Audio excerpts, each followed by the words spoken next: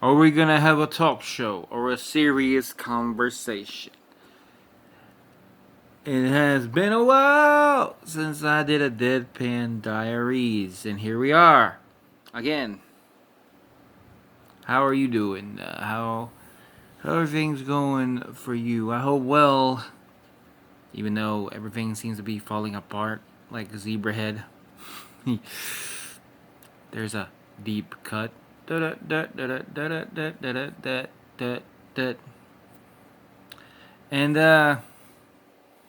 yeah, I have no idea what I'm gonna do in this episode.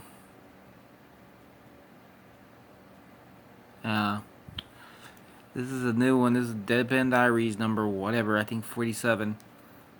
And it's been a while. I'm just sitting here drinking, chilling, thinking about stuff, and it has some ideas in his head, his noggin, that I'll get to. Hopefully, won't forget. This is once again one of those free-form streaming sort of things that we don't know where it's gonna take, like a crazy train. It's going everywhere. I mean, we got a big weekend of wrestling coming that I wish I could feel a little better about. I feel like all y'all in is gonna be amazing.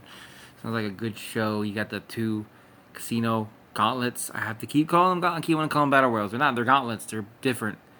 You got the swerve in our spray versus the Bucks with the big stipulations of if the Bucks win, those two can't compete for a world title for 1 year.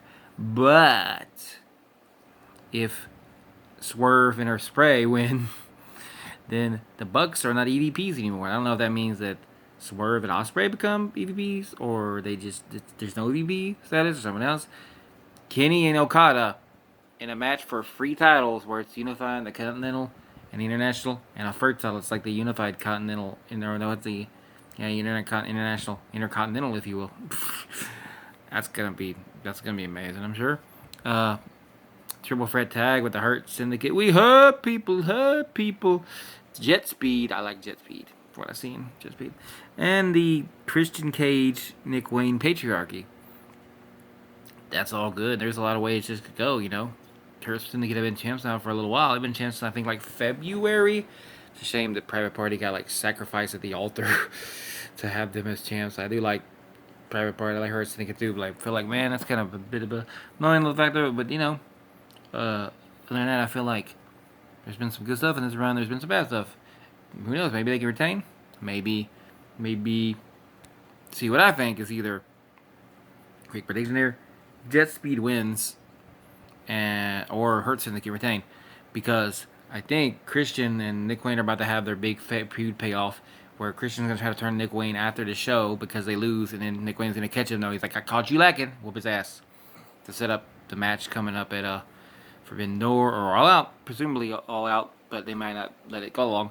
But I think Jet Speed might win because you can make a potential dream tag match there of Jet Speed versus Swerve or Spray. Because like if they can't go for the world title, why not go for the tags? And Forbidden Doors in London. Maybe it won't be a straight up 2-on-2. Might be like a third team from New Japan there. Or might be like a 4-way with those two teams representing AEW and New Japan. And like, well, who's going to win the tag titles? Some of New Japan can win the tag titles. Oh, I don't know enough New Japan teams, unfortunately. We got. What's another big match? Do we have another big? I know we have the world title matches. Is there one I'm forgetting? I don't think I'm forgetting anything. And then there's a Mercedes Monet, the TBS champ, Owen Hart, tournament winner, against Toni Storm for her AEW Women's World Title. Hope Toni takes it. To be honest, I don't think against Mercedes. I just don't think she needs more belts. I think she needs to start losing. Nothing against her. I think she's fantastic, but you gotta like kind of start building. You know. I feel like somebody else should be Toni this time. You know, Mariah May was a good choice before. We now need to have somebody like elevate more people. Mercedes doesn't really get elevated by this. You know what I mean? But it's a big match here, right? And then you have Hangman Adam Page and Jon Moxley in a Texas Death match. And Hangman Adam Page, hopefully, he's gonna win because it needs to happen. He needs to be the big hero of AEW. It's a cool little moment. It's gonna be. And then we also have Evolution, a lesser card. It's the second ever women's pay-per-view WWE where we have Trish and Tiffany for the SmackDown Women's. Rhea and Io for the Raw Women's. These are two pretty big title matches, like for nothing else. I feel like Rhea and Io doesn't have much story, and it just kind of. I think Tiffany and Trish don't have much either, but they are big matches with kind of the story telling up. Like Rhea's never beat Io, and So yeah, Rhea's never beat Io. Is one, if I'm not mistaken. And also, Tiffany and Trish, the whole like legend, the newcomer thing, and they were a team in long ago. You have also the NXT Women's Title, JC Jane versus Jordan Grace. It's okay. Like probably Jordan Grace probably winning.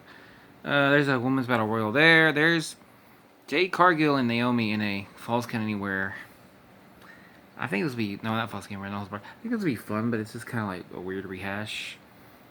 But it's something. And there's also what else? I know there's more on this card. Women's Tag Title with like 4 themes for it's Charlotte, Alexa, Zaruka, my favorite, and the Kabuki Warriors reunited versus the sort of strange team, Judgment Day, the tag champs of Roxanne Pirate and Raquel Rodriguez.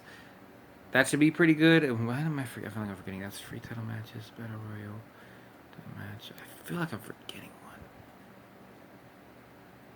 Is there one? I'm sorry if I forget one. I don't think there's. Oh, the Triple Threat for the Intercontinental title, which has been building kind of nicely between Bayley, Becky, and Lyra. That's a pretty fun feud. Some people seem like it more to me. I think it's fine. There's also the Great American Bash for NXT the day before with, what is on this card? Obafemi and Yoshiki Inamura. Should be a fun big dude match. Ricky Saints rather, Ethan Page, False Anywhere. That could be a fun walk and brawl. They had a good match last time when he fucked up his neck. So might be the payoff of this feud. Maybe Ricky gets a 2-time. I don't know. We'll see. Soluruka, her first match of the weekend. She's gonna have one on Sunday too.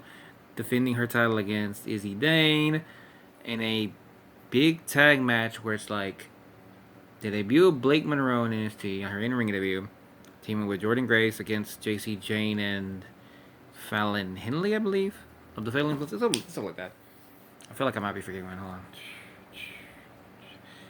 Oh, also Javon Evans and Jasper Troy in a pretty good developing feud. Oh, Javon wins because he kind of needs a big win. But then we have Saturday Night's Main Event, which is the least interested. I believe like Great American Match. I feel like the card could be better. This is one where they had like I don't feel like they tried hard at all for this card. Like at least NXT feels like they tried a bit. To me, this one feels weak. Where you got Goldberg and Gunther for the Universal title, the World WWE World title. Seth and LA Knight could be fun. Randy Orton, Drew could be great. Take all out. And Solo, Sikoa, and Jimmy Uso, I think. Maybe. I don't know. Just feels very weak. Weird how there's not a women's match in this card, too. I know the women's preview Sunday, but like you could have a women's match and no tag team. Like, what are we doing here? It's kind of a weird setup. I don't feel too hyped for this one. This kind of feels like a regular episode of Raw or SmackDown, which became a problem with like the Saturday main events they ran in the Ruthless Aggression era after a while because like, well, we're just doing the same shit we're doing here. Why are we doing this? Well, we don't really need to. Anyway, let's talk a little about what do you want to talk about? Enough of the wrestling. Let's talk about a little TGIF. It is Friday. It's Friday yet again. Rest in peace, David Lynch. I was watching some of the TGIF shows. I was like making my own TGIF block, if you will. That I have a weird history of TGIF because I never really like watched a full block of it. Something I'm gonna ramble about for a bit here, but if you don't know, TGIF was like a programming block of shows from like 1989 to 97, or 98, I believe. No, it was 2000. I think it was 2000, and they did it again like 2002 to 2007, and then I think they tried again like 2020. They have like weird blocks, but the main one when people talk about TGIF is like the 89 to 2000, which mainly is like the 90s era, like the 90 to 94-ish. I feel like that's the main thing. There's people on YouTube that can carry this where there's like I can't remember his name. Let me see if I can find this video real fast because I started watching. I haven't finished it. It's a long video. Been kind of lost in the weeds and a lot of things. I forget to watch a lot of stuff, but why I'm kind of like 4 dynamites behind in a way, but I'm kind of not. It's weird. See if I can find this.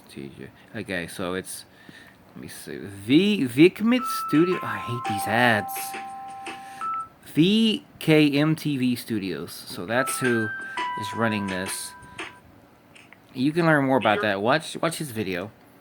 He'll tell you all about the kind of histories, how it's like an Avengers-like cinematic universe and whatnot. But basically, the short answer is that there's like all these sitcoms that are essentially all on one network, ABC, which is a sort of more family-friendly network at the time. And they have these like kind of schmaltzy, mostly family-oriented comedies.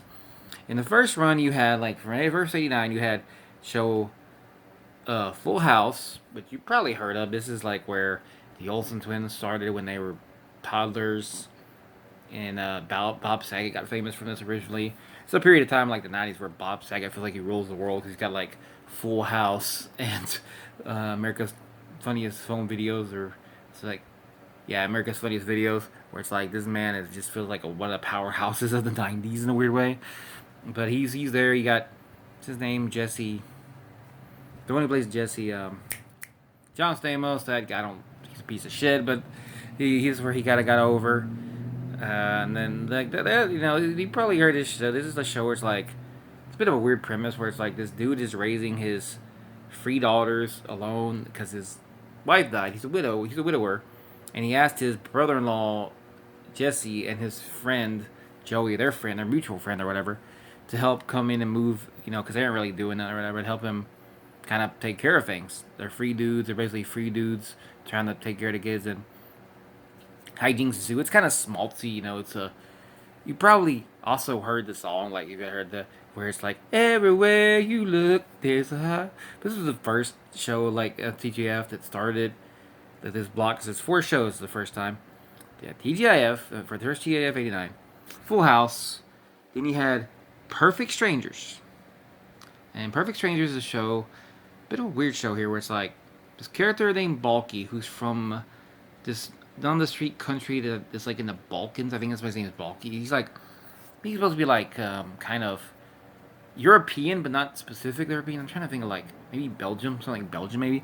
He goes live with his like distant cousin in New York, Chicago. My bad, because I watched the episode earlier today. I've never seen the show till now, and he goes live with his cousin. And they're perfect strangers. They live together, and they get into hijinks. And he talks. He kind of like has idiosyncrasies where he'll say things like, "So be ridiculous," stuff like that. And that's the whole setup. And that show has a spinoff though, because the character on that show is the elevator operator in the building where I can't remember the name of his cousin because it's Balky and it's like William, I think. Okay, William in his building has an elevator. There's an elevator operator named Harriet Winslow. This might be ringing bells. Harriet Winslow would have her own spinoff that would drastically change by season 2 from what it originally was. Although it kind of kept its core with season 2. Really like season 4-ish is where it starts to like evolve to something way different. And that's a show you probably seen or heard of called Family Matters. Family Matters originally was a black sitcom, like a standard black family sitcom. That's pretty funny. It's like you got Carl, Carl the cop. You probably seen Reginald Vell Johnson, I believe his name was. Yeah, Reginald Vell Johnson. He was in Die Hard, also playing a cop, and he's married to Harriet, and they have their kids. They have 3 kids for a little while anyway. And it starts out also her sister's living there, and his mom in the first episode, Carl's mom, moves in with them, and it's a big thing, big problems. Also, her sister of Harriet has her kid, who's I think at this point a toddler, and so you could have called the show Full House too, to be honest.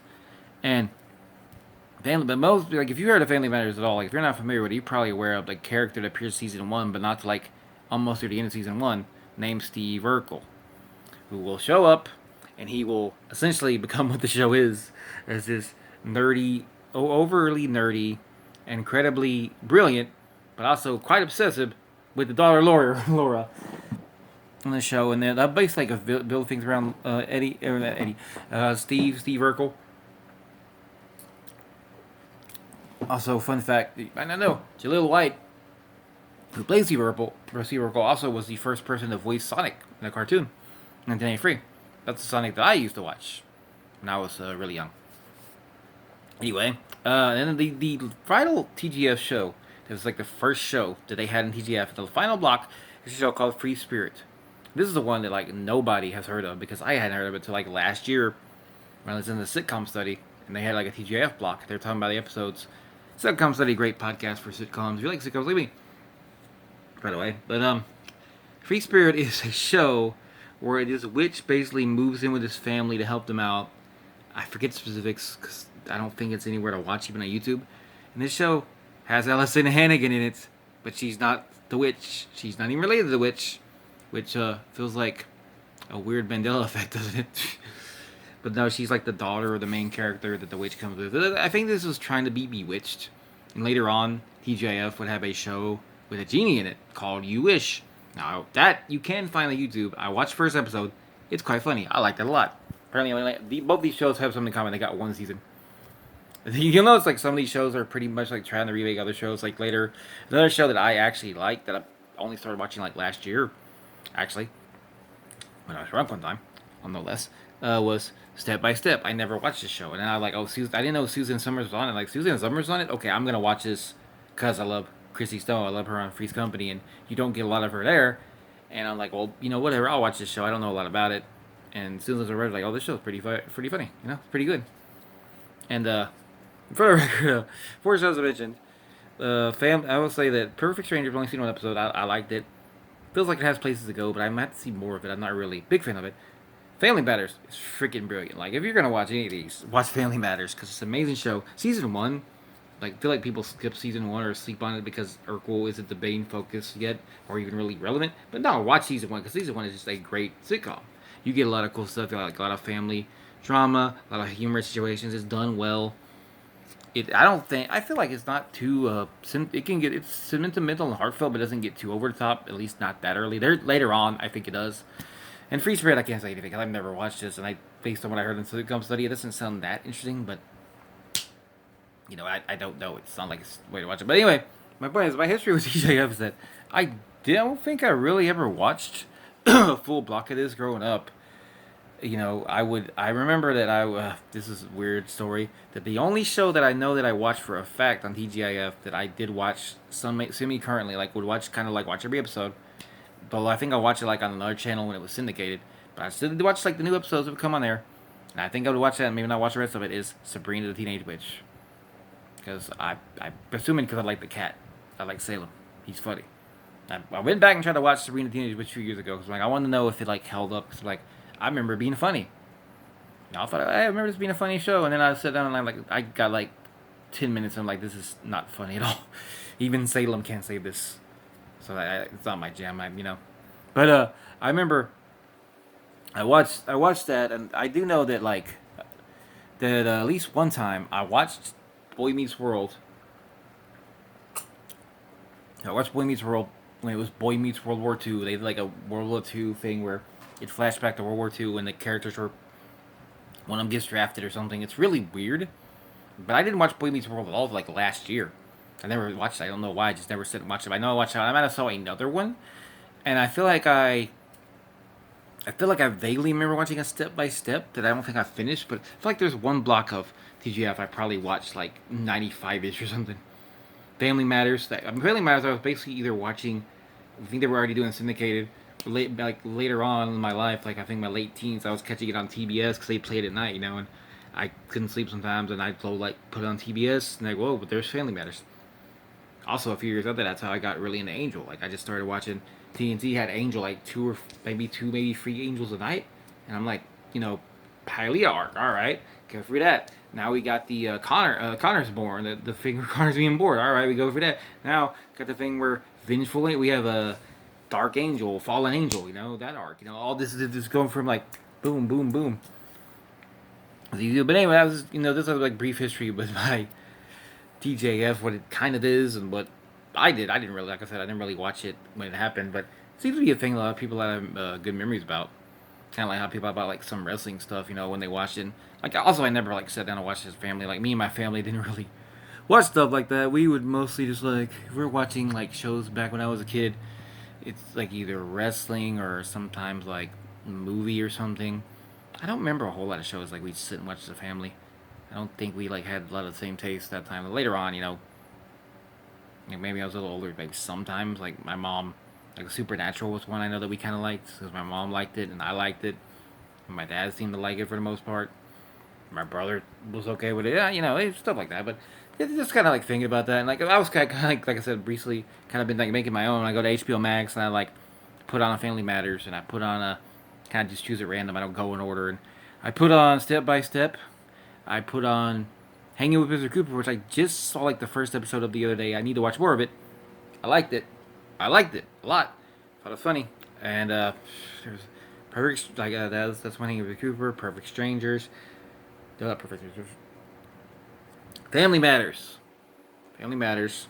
Step by Step. Full House and like Hanging with Mr. Cooper. I did that 4-pack, and then I did like You Wish. Did You Wish, Family Matters, and I think another Step by Step. You know, like I sometimes do free. You know, I'm about to do like the Boy Meets World, Family Matters, Step by Step sort of thing. But and also Boy Meets World, good. I should have watched that when I was younger. I really missed out on some stuff. But I was also playing a lot of games, so I also didn't have a TV in my room, so I think it was like 8 or something. So you know, things happen. Like you have to share one TV. You try to figure things out. But anyway, I was gonna have a serious conversation here, but I'm not sure if I want to. I mean, I kind of do, kind of don't. You know what I mean? Seen any good movies lately? I saw Sinners and Indiana Jones and Temple of Doom, and both of those fucking rock. I mean, I'm practically was begging for a new vampire movie with like a hook, you know, and just a cool little watch. And then we get Sinners. And this is a great movie, cool characters, great score, good atmosphere, like the way it moves. It's a movie that I started watching. I thought it seemed like it was gonna be kind of long, but then when you get into it, it's like, no, this movie's like really engrossing. Like you just get into things. You get so much in the smokestack twins, and so much in the Sam and all these characters and all the Mary and these other characters that are interesting. And you know, vampires are cool. I love the shiny eyes they had. That was unique. The obvious like the points out like how you know the stuff like with the racism, the KKK basically being like different kind of vampire. Spoiler alert, stuff like that. You know, but not an actual vampire, but like you know, fucked up. That was amazing to me. And then yeah, the Temple of Doom, great movie that I feel like gets slept on too much. So this is a really good Indiana Jones movie. I think it's you know what I watched the first three and I watched Kingdom of Crystal Skull. I think this one might be the second best after Raiders because Raiders is just like on another level. You know, it's like cinema masterpiece. Cinema, you know that meme, Martin Scorsese and whatnot. That's Raiders of Lost Ark. I mean, I'm not telling you anything you don't already know. But Temple of Doom should be like right the next one. Like it's like so damn good. Great stories, great character, a lot of fun in this one. The sets are amazing. The story's interesting. It keeps moving very well, really placed. Good character, good bad guys. Real feeling of peril there too. You know, I think Raiders has that too, but it is when you get a good. And you know, also shirtless, sweaty Indiana Jones was making me very happy. Made me happy gay noises. And yeah, those were good. I was gonna talk about something that pissed me off on Twitter. I'm not sure if I want to now, though. Maybe I don't want to do that. So you know, we're gonna try to watch some commercials from the '90s.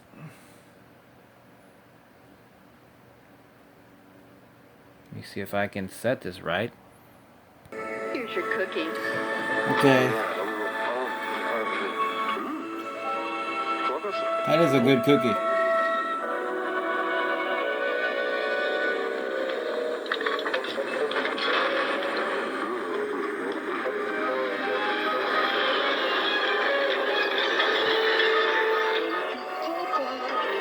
Sorry again if I'm trying to get this level. Scandal rocks a quiet Texas town. This neighborhood is turning into Melrose Place. On King of the Hill, coming up next on Non-Stop Fox. I love the John Red Corden falling out the window after the Melrose Place line, and also I don't remember Non-Stop Fox at all. That was a thing. Let's see. Let's see if I can get this good. I might have to lean down a bit, but I think I'll be fine. This is a Fox News update. House Republicans looking into Democratic fundraising may wind up interviewing up to 500 people. They say the president is not above the law, and Catholics nation. The president is not above the law. Oh boy, Wish we still had that same attitude in 2020 fucking 5. But I guess it's different when the president is orange or Republican or a fucking Nazi. But anyway, yeah, just anyway. Imagine like interviewing that many people about possibly fundraising wrong, and now we have a literal South African billionaire baby bitch openly admitting that he stole the election with computers, and nothing's gonna happen because why the fuck would it? Why would anybody do anything to ever fix our shitty situation? But anyway, let's Wide watch some more petition for commercials. women's rights in the church. This has been a Fox News update. Imagine petitioning for women's rights. Oh, I should. Okay. Hilarious. Disgusting. What? Expensive. Worshipped. Obnoxious. Love him or hate him, there's no escaping Howard Stern's Private Parts, his new movie. That's- The Boss Man goes one-on-one with the king of all media, Howard Stern. Watch Monday at 10. That's hey Sora, there's private parts for you. The Howard Stern's movie, by the way. Commercial Howard Stern's movie. Shouts out V. But also that's a crazy, like, you do not want to watch Howard Stern's movie on Fox. You're not gonna see anything. You're gonna have all this cuss words censored, all the nudie's gonna be out, even like probably the dirty stuff. I'm gonna hear him say like cock-a-doodle doo. That's a big part of the movie. Let's see if I look disheveled, don't I? This is like the worst camera ever, and I apologize. Can I? God dang, I can get a little better if I do. I wonder if I do this. No. Like I said, this is really bad. Big Fox 8 first. Well, what are you gonna do? Thanks, Rosie. Here's Billy Crystal and the Red Hot Drew Carey. Plus, in honor of President's Day, the Presidents of the United States of America perform. That's Rosie in L.A. Monday afternoon at 4 on. Remember when Rosie O'Donnell had a talk show? Remember the Presidents of the United States being a band? Yeah, Lincoln could really go hard on the guitar, man, let me tell you. Had to be there, you had to be there. I needed a reliable set of wheels. I wanted something hot. So I got a Sunfire. I shopped around. Neon, Civic, boring, and Escort. Are you kidding? All you gotta do is look at the Sunfire. It's got style and attitude. Now get Sunfire with low 3.9% APR GMAC financing at your Northern Ohio Pontiac dealer. Get what you want. When she was 1, she needed you for everything.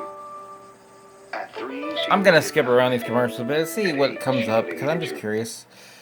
I don't remember most of these. The candy, aren't you, sister? Okay, so now we had an M&M commercial. Let's try another one. Hope this doesn't give you a head whiplash here.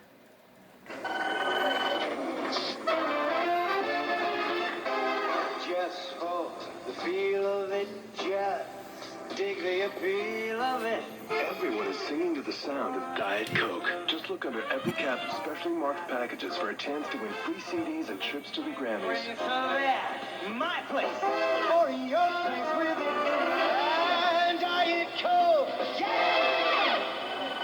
Whoa, one more time. Trip to the Grammys. How much could the tickets have possibly cost? $2. I'm sounding like a 90s late night comedian. Yeah, we were not singing to the tune of Diet Coke in the 90s, just letting you know. I wasn't live for much of them, but trust me, we were not. We were not. We were not, trust me. Hey, Juwan, knock, knock. Who's there? Juwan? Juwan who? Juwan, go McDonald's and buy me 6-piece chicken McNuggets. It's only 99 cents. Knock, knock. Who's Damn. there? Scotty. Scotty who? It's gotta be 9 McNuggets for me. They're just $1.59. Great with America's favorite fries. Knock, knock. Who's there? Him. He'll buy us 20. Well, they're just $2.99. Yeah! McDonald's Chicken McNuggets, America's favorite way to dunk. Scandal. Same ad again with Luann and Boomhauer, which is a storyline I forgot to know, but also I like those dumbass puns. It was like, knock knock, who? Joe want them chicken McNuggets. I'm gonna skip this one because it's the same ad. Why would I play it twice? There's Dell again. Coming up next on Non-Stop Fox. Coming up on Fox 8 News at 10. Surprise, Cleveland, it's still winter. You know, Cleveland, I'm not gonna. I'm gonna skip. I'm gonna put 2 more commercials and I think we'll be done for now. You know, I'll make it free. Here is a perfect form. This one doesn't count because this one's already starting. And They ever play skins here we go. We're gonna watch three more and then we're done. In the Florida Everglades, Interesting. man and nature exist in a delicate balance. Until now. What the hell? Hey, it's Joe Pesci's last movie ever that he acted in, I think, or till for like 40 years or 20 years or whatever. Joe Pesci. That's it. Danny Glover. I'm not exactly a little kid, you know. I can drink a full glass. Gone Fishing. Rated PG. Starts Friday, Boop, May 30th. boop. It's the way a house Never seen it. works when there's bread baking in the oven. The way mothers make sandwiches. Sorry, I didn't mean to do a just jump scare. right. It's the way we try to know each of our customers by name. Subway. By sandwich. And it's the way all your favorite things combine into something even better. Right before your eyes. It's probably why people rate us #1 in quality. Survey after survey. Even though it can be hard to answer questions with your mouth full. I'm bored by this one. It's the way a sandwich should be. I remember that being the catchphrase. Dramatic specials ever produced. Because everything you see is real. The world's scariest police chases 2 and the world's Oh, I remember when Fox was all about the world's scariest police chases 1 and 2. It was a weird era, but you know, it's for YouTube. You can just watch it all. But anyway, I think I've rambled on for enough time now, and this Deadpan Diary feels like it needs to put a little bookmark in it or whatever. So you know, thanks for watching. If you did, appreciate that, and stay safe out there. Stay hydrated. And the weekend's coming up, so you know, have a good golf, good tennis, good wrestling, good basketball, good baseball, or whatever makes you happy.